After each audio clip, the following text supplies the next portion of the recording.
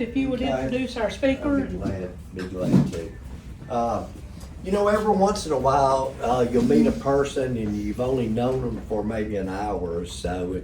And this is the case with me, and I think a lot of others that were at the courthouse when we went around there. But Ashley Kite Rowland is with us today, and she is the state urban forester.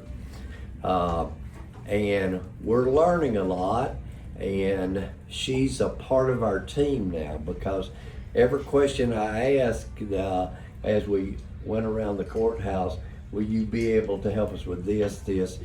The answer was always yes, we're there for you. So I'm excited about the Rotary project, and one of the things too, it may be that we're going to leverage $5,000 with another $5,000 as far as the district grant, correct, on that.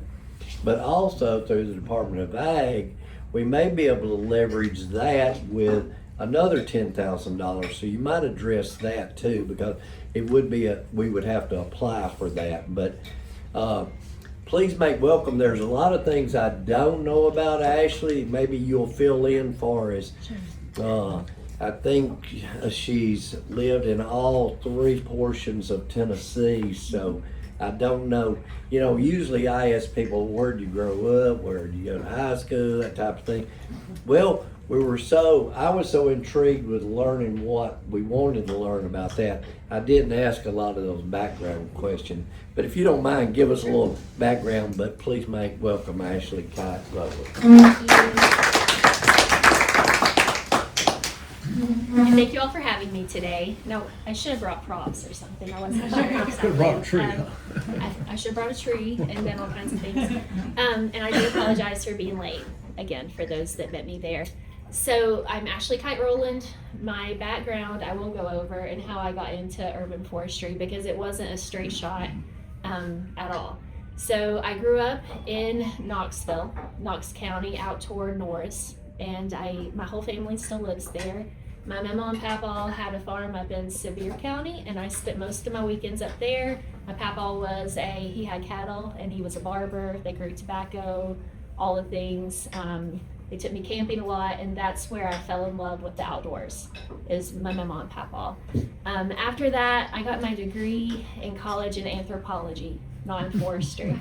And mainly because I thought it was really interesting. In high school, they didn't offer those types of courses, so I took anthropology at UT Knoxville. I was like, man, this is really neat. I started out in forensics, and then I switched over to cultural anthropology. So I studied abroad in Southeast Asia, things like that. Came back, and I graduated, and I went into social work. And I worked in the domestic violence and sexual assault field for 10 years while my husband was getting his PhD in sociology. And so I worked in the felony court system.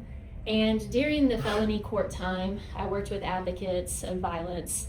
And what I would do every day after my time in court, because it was hard, is I would take my dog and we would go walking through the urban wilderness corridor in South Knoxville, because I had to have that. And what I realized is that my stress reduction really came from being in the woods and in the trees. I had grown up being outside, and so I needed that to recover from what I was experiencing every day. So my husband got a job at UT Martin. We moved to West Tennessee, had a baby, decided I didn't want to do social work anymore. And I went to graduate school, and I researched why nature is important for children's development and access to trees and green space. Because the place we moved, none of the child care centers had any green in their outdoor environments. There were no trees. And I come from Imes Nature Center in the urban wilderness corridor, and there were trees everywhere. And I realized that that was a luxury that I had access to in that space. But also growing up, I had access to nature, and all children don't. And so I researched the importance of having access to nature in early childhood, how it really helps you develop as a human. You learn that part of being human is being part of nature. But if you don't grow up that way, your experience of being human does not involve nature. And so I got really interested in that. I volunteered for my tree board. I was the president. I volunteered to be part of the Tennessee Urban Forestry Council, got on their board, became the partnership coordinator from the state, and then I became the urban forestry program coordinator. So I'm not a forester by background. I don't have a degree in forestry. I am a certified arborist. So I'm the program coordinator, and I work with a lot of foresters that can help. So some people will call me an urban forester, but some foresters are really protective of that label, and I honor that. And so my degree is not in forestry, but I do a lot of urban forest work. So we're kind of changing to, now we're starting to call it community forestry. So why would I call it community forestry instead of urban forestry? Because it doesn't matter what size town you live in. You can live in a very small town, and it's where your people and your trees and your buildings and everything come together. Everyone in your community, no matter if they live out in the county, up in the mountains, no matter where they live, they're benefiting from your community forest or your lack of one, because that's where your post office is, that's where your schools are, that's where your courthouse is, that's where your grocery store is, that kind of thing. And our benefits of trees, so I'm talking about the forest, and when I say forest, what do you think of? Lots of trees. Lots of trees. Do you have to go there usually? Go to the forest? Most people don't own a forest, right? Mm-hmm. So that is the conception. Most people think if you're going to be in a forest, you're going to get in the car and go somewhere, unless you're really lucky and you have that on your property. But an urban forest, it's really, if you're looking at a community from above, it's all the trees together. Private property, street trees, school trees, all those trees together make up your urban forest. And your urban canopy can be really robust. Like your courthouse, I would say when leaf on, you can probably not see very many of the buildings, or you can see the top, but not the land. So that's a thick canopy. But some areas there are no trees at all. So we're looking at all the trees, but my funding and the trees that I work on are only on public land. So that means that we have to change the hearts and minds of people that own homes and businesses and community leaders. We have to change their minds about trees and how to care for trees to get them to do the work that we want to do, because I don't manage those spaces. So a lot of the work in urban forestry is people work. So talking to people about the benefits of trees, going to city council meetings, talking about how to fund trees, talking to people about not topping trees in their yard or planting a native tree rather than a Bradford pear. That's a lot of what I do. Thank you. So, it's the long game. Like, it's not, changing hearts and minds takes a long time. First, you have to get people to care, and then you get people to change their behavior over time. So in our program, I'm the program coordinator. I'm the only one in the state, so I cover the whole state. So I grew up in East Tennessee, live in West Tennessee right now. I'm moving back to East Tennessee where my family is, but my office is in Nashville. But I'm on the road most of the time because I think it's really important to show up in person so you can put a name with the face, to see the project, see the space, and to work alongside people. I also have 3 contracted employees due to the Inflation Reduction Act funding, so they can also help with the project. And they have forestry degrees, and they're certified arborists too. In our program, some of the things that we do is outreach and education. So I have lots of PowerPoints that I usually do and handouts and things like that. We provide technical assistance. So if you need training, like we do training for city employees, because oftentimes a city won't have an urban forester or a department that takes care of trees. It just falls under the street department, parks and rec, things like that. So we will go out and train those folks on how to plant a tree properly, how to pick a right tree for a right place, how to water it, how to mulch it correctly, and give it its best chance at maturing into being a healthy tree. Because urban environments, community environments, it's not really the best space, usually for trees, because of human intervention. Either humans are hitting the trees with their lawnmowers, or we have asphalt all around them, we're driving over the root systems and things like that. So they usually don't live as long, so we have to take extra special care of them. So we'll provide that training for people.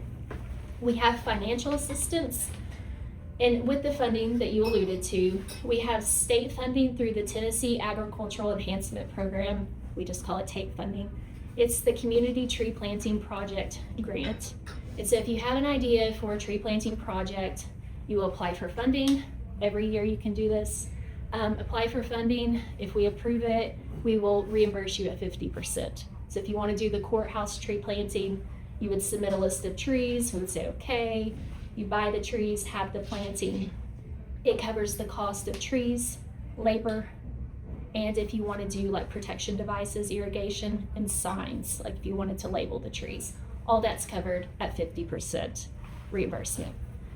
We also have federal funding that's available. It will be opening in the next 6 months.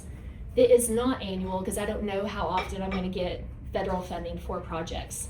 It can be for anything. It could be to do an inventory of the trees on your public property to see what species you have. It could be developing a planting plan based upon where your trees are currently located. It could be to do maintenance, like if you have trees that need branches removed. It can fund that. It can fund tree removals and then planting. So that's coming up if you all have any big ideas for tree planting projects. And then we can help you develop those narratives and those project proposals for that. And then I'm the one that manages those grants. So if you get that funding, I'm your project manager that deals with all the reporting and that kind of thing. Lastly, so we do financial assistance, technical assistance, outreach and education. I think that's it. We do data, like we can get data for communities. So if you're interested in a canopy assessment for your community, so looking at from the top, what percentage of canopy cover you have, we can give you that information. Or if you're interested in having a tree inventory and you need help, like in what data to gather, so it'd be like species, diameter, health, then we can come out and usually get interns to help us do those activities. So it's like technical assistance, but then we can also bring data to you, like if you don't have the ability to do any of that on your own. I think that's all that we do. Well, we do, there's a lot in that. How long do you want me to talk today? You've covered a lot. Okay. One of the things that I learned from just the quick tour of things I'm doing wrong at home. So you might just touch base on tree trimming, mulching, a few things that that we can benefit from in our own homes and our lawns and areas around our home. Yes. Yeah, and so that's a big deal. So we do not, in school, you typically do not learn how to plant a tree or to mulch and that kind of thing. I think we all think, I'm a plant person. I grew up planting stuff. I have plants all in my house. I mean, I love plants. I did not know how to plant a tree properly until 10 years ago, because usually we planted it too deeply. Like we think that when we take it out of the container, we're gonna put it in the ground. So when you buy things, you do not want to put it in the ground and cover it over with soil. So you want that, you know, your roots that are going out the side, those are your lateral roots, and they need air. So usually you want to make sure if you buy a tree, it's usually gonna have soil on top of it about 2 inches. So you want those lateral roots to be even with the ground. So sometimes you have to remove soil, and then so you have the lateral roots even, so you want it kind of up a little bit. You don't want to plant it too deeply where you're backfilling over the top of the tree. You also, and this is the biggest one, when you mulch trees, everyone knows that mulch is good for trees. And it looks good and that kind of thing, right? They think so. And so most of the time you'll see volcano mulching. So and you see it in very high-end neighborhoods and developments where you have shopping centers that they're paying a lot of money for their landscaping, but mulching up around a tree is not a good thing to do. You don't want volcanoes, you want a donut. You want it to be, you don't want it to be really deep, because the lateral roots that I was talking about, most of the roots are on the top of the ground, like in the top, like foot of soil. That's where your roots are. They need oxygen. So if we're covering them over with soil, driving over them, or putting mulch on top of them, they're not able to get that oxygen that they need. So you don't want to have it deep, and you don't want anything touching the trunk of the tree. And the reason why is if you think about having a Band-Aid on your finger, you know how you leave it on there for a while, your skin gets white and moist, very easy to injure that skin. It's the same with the trees or trunk. So the trunk's bark is different than that which is below ground. So just like our skin, you don't want to have a Band-Aid on too long. If you put mulch up around that trunk bark, it gets moist and it's more likely to have bacteria and fungus because you're softening that trunk, and so then it's more susceptible to disease. Just clarification, I always thought that if you buy a tree, okay, so here's my tree, and the tree's coming out, right? That when you plant it, this is gonna be, the top of the soil in the pot is where it should be the top. Is that what you're saying, even scrape some of that away?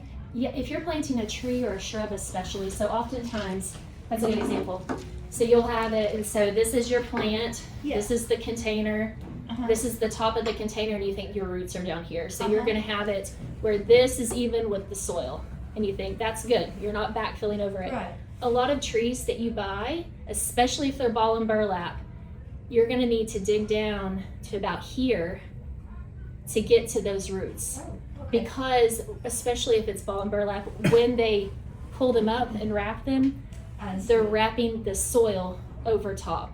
So if they're containerized, so they're putting a container afterward, it's gonna be the same thing. Container grown can be different. So just make sure that you're getting down to your roots. And on a tree, you'll see a root collar.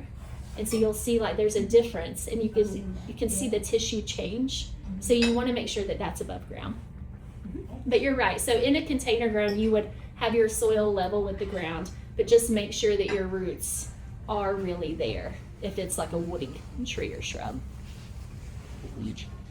Any other questions? I got a question. Yeah. Because this is. We got plenty of time. Yeah, because they'll sit here patiently for at least 15 more minutes. You had mentioned at the courthouse this morning, you had asked us if we had tested soil around the courthouse. Do you recommend that be done, or do you see that as a need or a concern? With the trees that you want to plant, no, it's fine. Trees thrive in specific places and that kind of thing, but the trees that you are wanting to plant are the same trees that are there. So if you wanted to plant something different, then I would recommend that. But most of that soil is not going to be, like if you go out to a farm and he does a soil test, it's going to be very different than what you would find around the courthouse, because that's been altered by humans. It's probably clay, I imagine. What So- about fertilization? we don't fertilize trees when we first plant them. You can fertilize them as they get mature. I would definitely do some tests to see what type of fertilizer, like nutrients that are needed. I mean, you can do the broad spectrum fertilization. I had lightning timely hit stuff. my beautiful, big old pecan tree, it's about that big around. And when we had it trimmed up, we got rid of most of the damage. The arborist just put big rings of cow manure all the way around the tree. You do well. Yeah, well, it's still there. That's good. Except there's one big long branch that's hanging over my house. I don't know what to do about that one. That's tough. Yeah. What about availability? Like, I would like to purchase. I have a friend that they cleared all the trees off of the land, make room for the house that they want to build. Now they want to put trees back. What about where's a good place to buy trees like that? Well, there's a whole host of nurseries not far from here, so I recommend Tennessee nurseries. There's some that specialize, well, not specialize, I would say that some have more of a native tree selection. It can be very hard to get some native trees. Yeah. So I don't recommend any over another, but I know that we have a whole industry in McMinnville. I guess you're saying for a property owner, because most of those are wholesale. I think you can get. They have retail also. They do. Yeah. They have retail. Yeah. Yeah. So McMinnville and those places in Manchester, they have some. I would recommend talking to the tree people in this room and finding the most reputable nursery that they know of, or a tree care company that you value their opinion. Because it gets tricky for me, because I know some that I've worked with that I can't recommend any over another. Yeah. But some other people can, and they've had experience with them. We talked a lot about pruning this morning. I feel like after seeing some of that, some people need to understand how pruning works. Can you go over the basic where Good question. it forks off? You need to go all the way back. You don't need to cut right here because this is all going to die too. But some people don't understand that. Will you kind of give some tips on that? Yeah, and there's, first of all, before you start pruning, you should have a goal. Like, you should always have an objective. Like, it could be thinning, it could be to reduce the size, so that would be a reduction cut. It could be that there's storm damage, so then like some heading cuts, which is like, you never do topping, but there's just you never do topping, and so you have an objective in mind. But what I saw at the courthouse, there were some damaged branches. So there was one, it was a very mature branch coming off the side, and they had cut off halfway down. So you have a very large branch coming off, and halfway down was cut. The only reason that would really ever be done is if there were some lateral branches coming out. So you would cut back to that lateral branch, so you want another limb to start coming out from there. And that auxiliary shoot will become like the dominant shoot. But what had happened here is there were no lateral branches. So you have this branch coming out, there's nothing lateral, and cutting back to there, if there's no budding, nothing's gonna happen to that branch. So you would cut back to the trunk. And where a large branch attaches to the trunk, you're always gonna have a branch collar. And the branch collar is a special tissue, really strong area. And you can see it if you look, it's kind of a raised area where the branch meets the trunk. You never flush cut. So we think you would flush cut. When you flush cut, you're getting into that specialized tissue. So you find the branch ridge and collar, and you cut just outside of that. And then that specialized tissue is designed to heal quickly.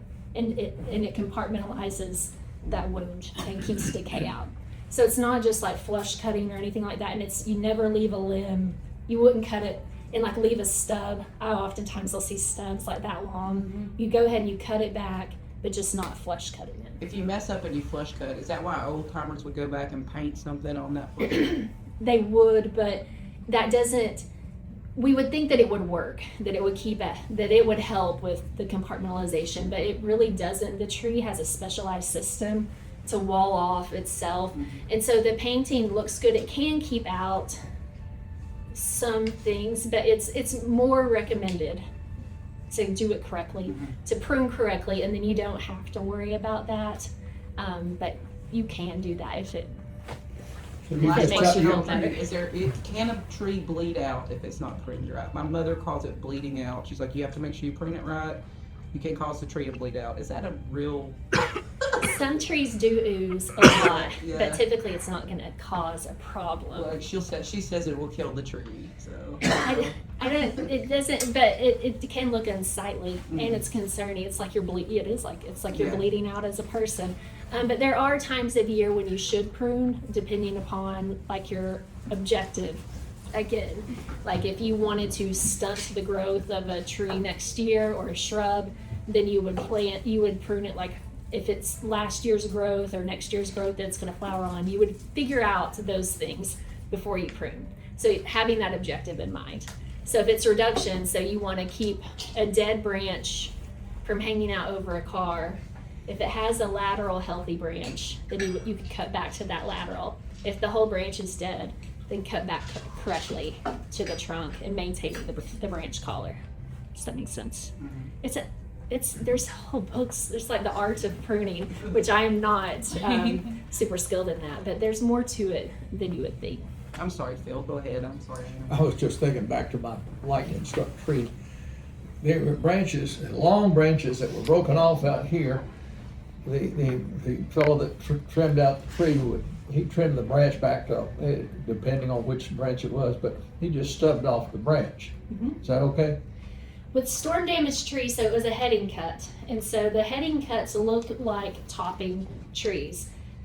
But when you do those heading cuts, typically you would need to come back in and manage the recovery of the tree after that. Does that make sense? Because did you have a lot of, like when you have a tree topped and then you have all kinds of shoots that grow out and it becomes fuller, did that happen to your tree? No. Did anything grow? Yeah, it's starting to grow back. It's starting to grow back. Interestingly, talk about that. lightning struck that tree, and you could see where it went all the way down through the branches, all the way down through the trunk, and by dingies, there was an iron pipe about that long leaning up against the tree, and that iron pipe looked like somebody took a welding torch to it. It's very powerful. It followed all the way down that tree, that iron pipe that was leaning up against the tree. And wrong. What I've learned, I guess, and I don't work on trees. Like, I mean, I work with systems of people and trying to get people to change behavior and to do things. So I don't go out and work on individual trees like a lot of arborists would. But what I do know is that every context is different. Like, your tree is going to be different, the injury is going to be different. When you're doing your assessment, you have to look at it. You have to look at the bottom, you have to go up in the top and look, because the context is always different. Like, and if you can learn about the history of the tree and things like that, it's great, but people aren't reliable sources. And so you have to study the tree to be able to prescribe the most appropriate thing for it. Yes. Speaking of behavior, I would love to hear more about what you've found out about the effect of trees and other nature on human and child behavior. And there's the impact of trees and green space on human health and well-being is staggering, and there's lots and lots of research about it. Mental health and well-being, I mean, that is, I think, what you can relate to most if you ever go into the woods and you feel differently, or if you have green space outside of your house. If you walk in a downtown busy area or along a street where there's no trees, you have a certain feeling, or if you're in a parking lot. But once you walk into a treed space, you can physically feel the change in your body. And what they're saying is that your hormone levels, the stress hormones and things like that, they do decrease. Your heart rate typically decreases. If you're exercising in that space, of course, your heart rate would increase. But trees and green space make it more likely that people are going to exercise and spend time in those spaces. So it can make your physical health better for those reasons. You're more likely to spend time there, exercise, run, things like that. I see a lot of community groups that spend money on playgrounds and walking tracks and things like that. But in July, no one is going to use those spaces if you do not have green space there. So we spend so much money on infrastructure, but we don't think about green infrastructure. And it's a really important part of the project. So health and well-being, I mean, it is our sunscreen. So if you think about children being outside, them having shade on those play areas, that's important. Also social health and like community health and well-being. When you have trees, if I have my PowerPoint, I have an example of, there's a beautiful play structure over here, and there's a treed space over here. All the children are over here with the parents underneath the trees. So the trees tend to be a place where people gather. So if you put trees strategically in your parks and public spaces, it can be a place to foster connection in a time period when we have all this technology that connects us, but we don't interact with people face to face that we don't know. And so having a bench with a tree strategically placed over it makes it more likely the bench is going to be utilized because it's not hot and things like that. So trees can have the social connections, health and well-being, so physical, mental, and also the economic well-being of the community. Studies have shown that when you have more trees in a neighborhood, oftentimes property values will be higher than those that do not have trees. Also, people are more likely to spend money and spend more time in shopping centers and in shopping areas that have trees and green space and a place to gather. It's like in your downtown area where you have benches and you have beautiful trees around the courthouse, and a lot of places don't have that. It makes it so people want to spend time there, and if they're spending time there, they're more likely to spend money. And a great thing is a sense of community pride and place. When you have trees and green space, it really gives people a sense of place. That's why people get so upset when trees are removed. It's because your sense of place and your sense of home, if that happens in your yard, like when you're young, often I had a tree that I loved. When that's removed, you realize the connection that you have, but oftentimes not until it's lost. I love it when these these contractors come in and bulldoze all the trees out, build houses, and then they come back and plant little bitty trees. Nasty Yes. person fast. not to witness against Bradford Pass, nor the benefits of Japanese tree bathing. But it concerns me, and has for years, nearly all of the child care centers that we see locally. It's asphalt, gravel, blistering sun, not a tree in sight. So have you been able to maybe suggest or actually get some trees planted for play spaces for children here in Tennessee? Particularly, so many young children spend their childhood in daycare centers now. They don't play out in the yard like some fortunate critters got to do. It's true. I mean, that's where they're learning how to be a human. It's in childcare centers and at schools. And it's hard because a lot of the childcare centers, that's what I studied specifically in graduate school. A lot of them they rent. And so the property owner doesn't want them to have trees. Also in this state, when you're looking at regulations for safety, oftentimes they disincentivize having trees because they'll consider branches and things to be weapons for kids, or a root to be a trip hazard, because they're looking at it in a very narrow view. So yes, we have been able to plant trees at some places, offering, like partnering with nonprofits, that's their goal is to help green those spaces. If they'll go in and give the tree and plant the tree, then it's more likely to happen than the daycare center having to purchase it, because there are slim margins. Right. And so, especially if they involve the children and the families, they're more likely to be to live longer.